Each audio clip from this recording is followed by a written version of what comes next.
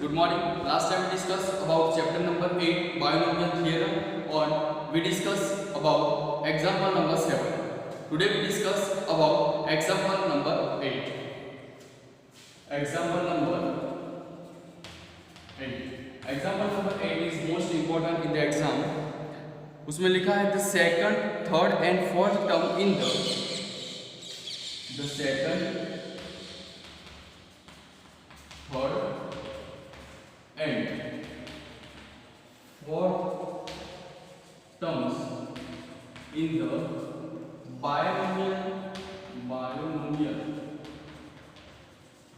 the binomial expansion is x plus a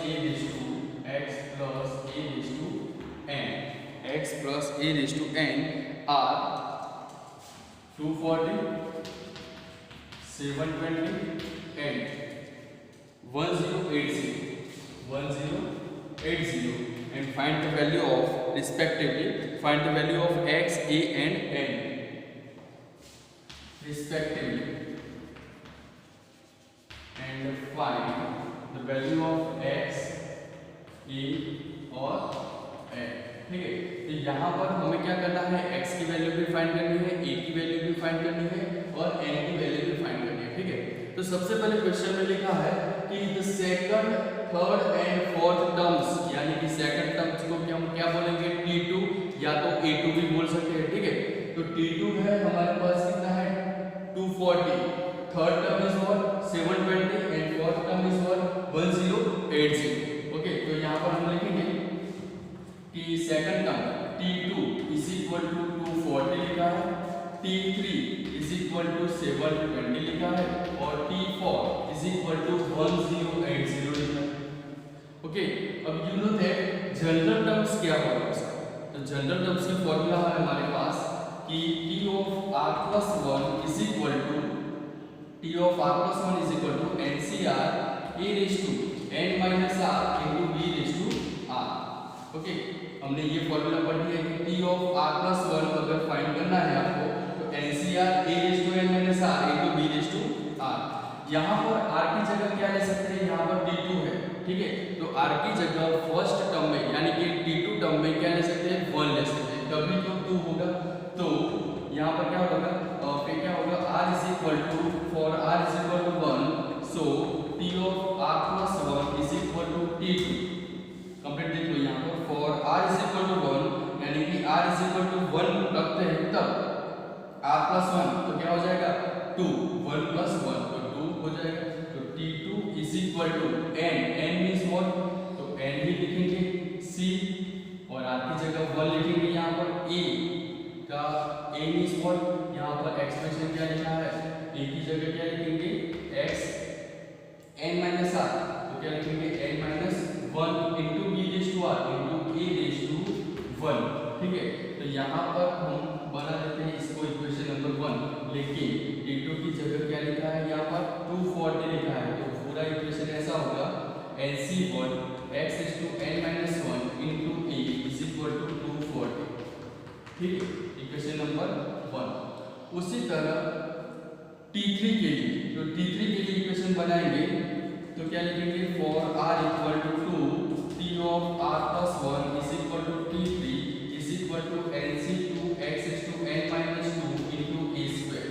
ठीक है, यानी कि हमने क्या किया, यहाँ पर r की जगह सभी में 2 रख दिया. ठीक है, ओके, अब इक्वेशन में क्या होगा, इक्वेशन में हम लिखेंगे t3 is equal to 720 यानी कि nc2 x is to n minus 2 into a square is equal to 720. ये हो गया इक्वेशन नंबर 2. क्लियर. अब नेक्स्ट होगा t4 के लिए, तो हम क्या लिखेंगे, for r is equal to 3 तो t of r plus 1 is equal to t of 4 is equal to nc3 x is to n minus क्या होगा 3 a is to 3. ओके, अब t4 की वैल्यू क्या है हमारे पास 1080. तो इक्वेशन कैसे बनेगा, nc3 x is to n minus 3 into a cube is equal to 1080. यहाँ पर हो गया इक्वेशन नंबर 3.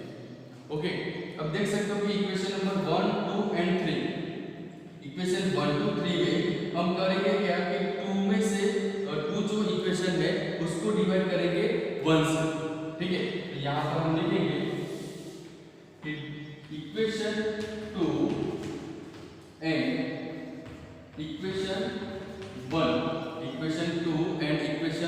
1 से हम लिख सकते हैं यहाँ पर कि NC2 x is to n minus 2 into a square divided by NC1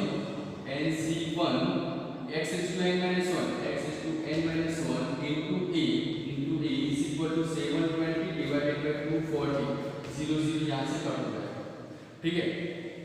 okay, अब NC2 की फॉर्मूला क्या है? We know that NCR means what? NCR is equal to n factorial n minus r factorial और r factorial, ठीक है। ऐसे हमने formula chapter number 7 में पढ़ा, ठीक है। तो NCR की फॉर्मूला हम यहाँ पर अप्लाई करें तो क्या होगा? n factorial n minus 2 factorial divided by n factorial divided by n minus 2 factorial into 2 factorial, उसके नीचे NC1 की फॉर्मूला क्या होगी? n factorial n minus 1 factorial और 1 factorial into x is to n minus 2 है तो n कट हो जाएगा, तो यहाँ पर क्या करेगा? x is to n minus 2 देखो n minus 2 minus n plus 1 तो x n minus 1 तो डिवाइड में क्या हो जाएगा? 1 into a is equal to 720 divided by 24, okay. तो यहाँ तक आप सॉल्यूशन देख लो, उसके बाद नेक्स्ट आगे सॉल्यूशन करो, ठीक है। यहाँ पर देख लिया कि NCR is equal to n factorial n minus r factorial into r factorial। यहाँ पर जो हम एक्सप्रेशन करेंगे ये जो टर्म के, तो उसमें क्या होगा? n factorial n minus NC2 के लिए n factorial n minus 2 factorial into 2 factorial divide by n factorial NC1 के लिए, ध्यान से देखना, n minus 1 factorial into 1 factorial, और यहाँ पर जो x is to n minus 2 है और x is to n minus 1 है, तो इसका सॉल्यूशन मैंने यहाँ पर किया है कि x is to n minus 2 तो था, ऊपर गया n तो क्या हो जाएगा? माइनस n प्लस 1, तो n पर माइनस 2 प्लस 1 तो x is to क्या मिलेगा? माइनस 1, तो x is to यहाँ पर लिखेंगे माइनस 1 इनटू a, यहाँ से कट हो जाएगा तो a मिल जाएगा 72 डिवाइडेड बाय 24, ओके। चलो सॉल्यूशन करें आगे कि यहाँ से n फैक्टोरियल का n minus 1 ऊपर जाएगा तो क्या मिलेगा? n minus 1 factorial divided by n minus 2 factorial into a by x is equal to 72 है, तो हम क्या लिखेंगे यहाँ पर? 72 के लिए 9 8 जा और 6 4 जा, 9 8 जा और 6 4 जा, तो 4 2 जा 8 और 2 3 जा 6, 2 3 जा क्या होगा? 6, ओके। तो 3 3 जा 9, ओके। तो 72 डिवाइडेड बाय 24, तो टोटल आंसर हमें क्या मिला? 24 3 जा 72 यानी कि 3 मिल गया। तो n minus 1 factorial n minus 2 factorial यहाँ पर लिखेंगे n minus 1 factorial divide by n minus 2 factorial a by x is equal to 3, okay. तो यहाँ पर इसका सॉल्यूशन यहाँ पर क्लियर हो गया है। अब आगे सॉल्यूशन में लेते हैं, यहाँ पर क्या होगा? 6 आ रहा है, ठीक है आंसर, तो 6 आ रहा है, सो हम क्या लिखेंगे? यहाँ पर क्या प्रॉब्लम हो गया? देखो एक बार, n minus 1 factorial n minus 2 factorial a by x, 9 8 जा 72 और 6 4 जा 24, तो 4 2 जा 8 2 3 जा 6 3 3 जा 9 यानी कि 3 आंसर मिल रहा है। और यहाँ पर टेक्स्ट बुक में जो हमारा आंसर है वो 6 है। वो कैसे है? x is to NC2 x is to n minus 2 a square हो गया, x is to n minus 1 हो गया a 72 डिवाइडेड बाय, ओके। तो यहाँ पर देखो 3 आ रहा है आंसर, यहाँ पर हमारा राइट आंसर क्या है? 3, यानी कि आपको टेक्स्ट बुक में क्वेरी सॉल्व करनी पड़ेगी कौन सी? 6 में, यानी कि आपका टोटल जो आंसर मिलेगा वो 3 मिलेगा, क्लियर? 6 नहीं मिलेगा, क्वेरी कंप्लीट कर देना, ठीक है। इसको दे दो इक्वेशन नंबर 3। अब क्या होगा? इक्वेशन नंबर 3 और 2 से डिवाइड करेंगे, इक्वेशन 3 को 2 से डिवाइड करेंगे तो हम क्या लिखेंगे आगे? 3 को 2 से डिवाइड करेंगे तो NC3, तो n factorial n minus 3 factorial और 3 फैक्टोरियल डिवाइड में NC2 है तो n factorial n minus 2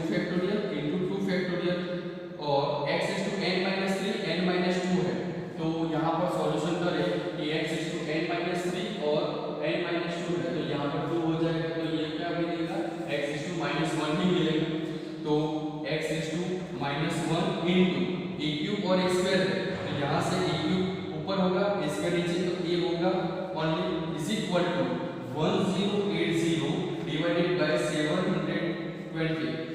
okay 00 कर, यानी कि 108 डिवाइडेड बाय 72, ये हो गया इक्वेशन नंबर 4। ओके, यहाँ तक आप सॉल्यूशन देख के राइट डाउन कर लो। उसके बाद नेक्स्ट आगे जो सॉल्यूशन है, आंसर लाना है हमें किसका, a की वैल्यू क्या है, n की वैल्यू क्या है और x की वैल्यू क्या है, हम बाद में देखते हैं। तब तक आप ये जो सॉल्यूशन है आप कंप्लीट कर दो, नेक्स्ट हम देखते हैं।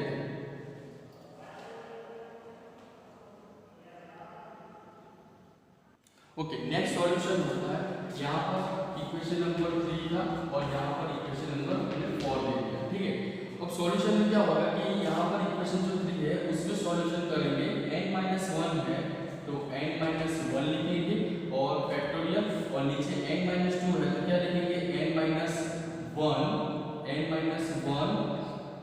यहाँ पर फैक्टोरियल था n-1 n-2 फैक्टोरियल। ठीक है, n-2 है तो n-2 n-1 फैक्टोरियल, तो ऐसे लिख सकते हैं n-1 factorial, n-2 into n-1 factorial into e by x is equal to 3।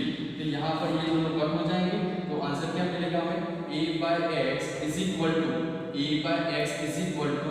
3 in bracket n-2, ये हो गया 5 नंबर का इक्वेशन। ओके, तो e by x is equal to 3 n-2 मिल गया। उसी तरह जो इक्वेशन नंबर 4 है उसमें सॉल्यूशन करो, n-2 है n-2 फैक्टोरियल, तो n-2 फैक्टोरियल रहने दो और यहाँ पर क्या लिखेंगे n-2 फैक्टोरियल इनटू 2 फैक्टोरियल के लिए 2 into 1 और 3 फैक्टोरियल के लिए 3 into 2।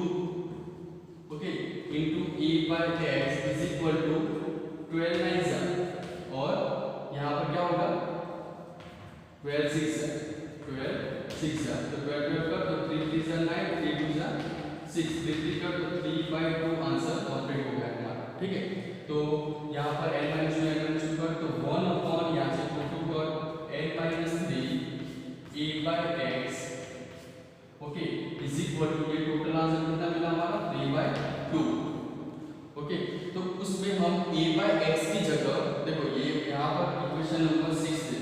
ठीक है, इक्वेशन नंबर 6, तो उसमें a by x, यहाँ से a by x को मैं सब्जेक्ट बनाऊं तो क्या होगा 2/3 n-3 हो जाएगा, 2/3 n-3 हो जाएगा। तो यहाँ पर इक्वेशन नंबर 6 है।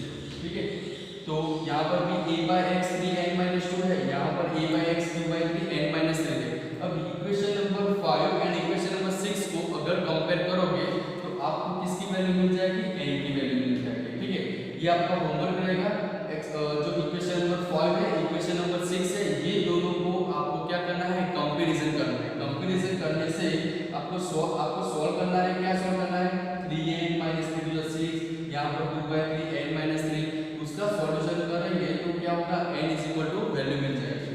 और n की जो वैल्यू मिली है वो कोई भी इक्वेशन में रख दो, इक्वेशन नंबर 1 2 एंड 3 में रखोगे तो आपको क्या मिल जाएगा, a भी मिल जाएगा और x भी मिल जाएगा। ठीक है, तो आप ट्राई करना, अगर कोई प्रॉब्लम है तो लाइव लेक्चर में भी पूछ सकते हो। ठीक है, तो एग्जांपल नंबर जो 8 है वो इंपॉर्टेंट है, बहुत इंपॉर्टेंट है। तो यहाँ पर आपने राइट डाउन कर दिया होगा और ये भी आप राइट डाउन करो। ठीक है, तो n की वैल्यू मिल जाएगी, a की वैल्यू मिल जाएगी, x की वैल्यू मिल जाएगी। लेकिन टेक्स्ट बुक में यहाँ पर ध्यान देना कि टेक्स्ट बुक में जो लास्ट इक्वेशन मिला था हमें a by x is equal to जो 6 मिल रहा था वो 6 का क्वेरी आप दूर कर लेना। ठीक है, यहाँ पर आंसर प्रॉब्लम है टेक्स्ट बुक में, तो जब सॉल्यूशन किया था तो हमारे पास क्या आंसर आया था 3 आंसर, तो 3 इज राइट आंसर। ओके, तो जब n की वैल्यू फाइंड करेंगे, a की वैल्यू फाइंड करेंगे तो x की वैल्यू फाइंड करेंगे तो टेक्स्ट बुक के रिलेटेड आंसर नहीं आएंगे, तो आप चेक करके देख लेना। ओके, तो राइट